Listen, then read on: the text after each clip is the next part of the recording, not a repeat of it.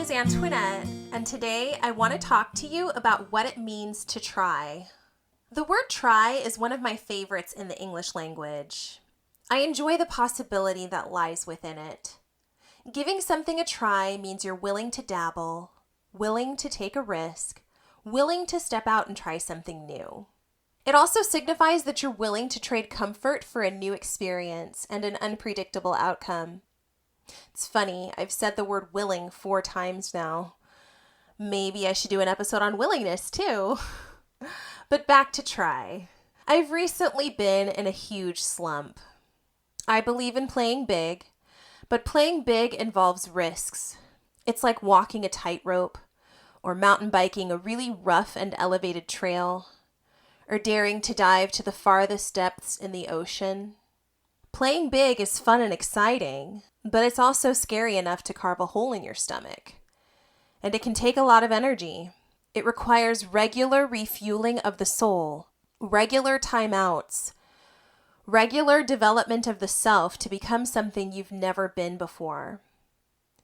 But when the rough spots pass and the affirmations kick in, a new day dawns, the clouds clear. There's something beautiful about taking in a deep breath and dedicating to trying once more. When we try, we get up off the floor of the arena and stand to face the fight again.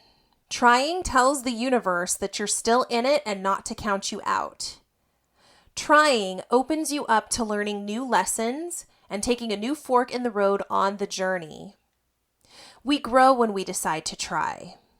Especially when we've had all of the wind knocked out of us, it takes a special kind of energy to summon both the courage and the strength to try again.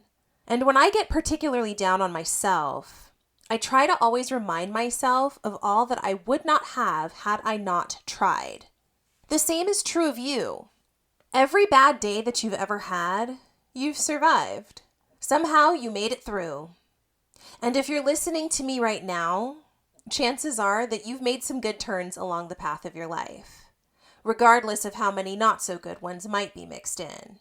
And what's really cool about the not so good ones is that once you have some distance from them and you can see the situation in its entirety more, you start to see how those rough turns actually helped push you toward the good ones. You were moving toward your destiny all along.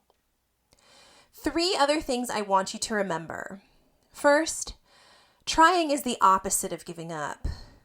If there is something pressing on your mind, your heart, and your soul for you to do, you will have to try. And keep in mind that trying doesn't have to be grandiose, long strides. Taking baby steps and inching toward your goal is just fine. As long as you do something, you're on the right track if you do something. Some days you will sprint. Other days, you will just take a few steps. The objective is movement, so just keep moving. Next, trying makes you exempt from having to deal with the criticisms lobbed at you from the cheap seats by people who aren't doing a darn thing. If you have people in your life who respond to your aspirations by casting doubt, by asking undercutting questions, just mute and delete those voices. They serve to only slow you down. Think of them like boulders that get tied to your boat. Now, what kind of boat you pilot is up to you. It could be a rowboat, a sailboat, or a speedboat. Each of them moves at a different rate depending on the amount of effort you exert, as well as the resourcefulness you employ, and the resilience you supply.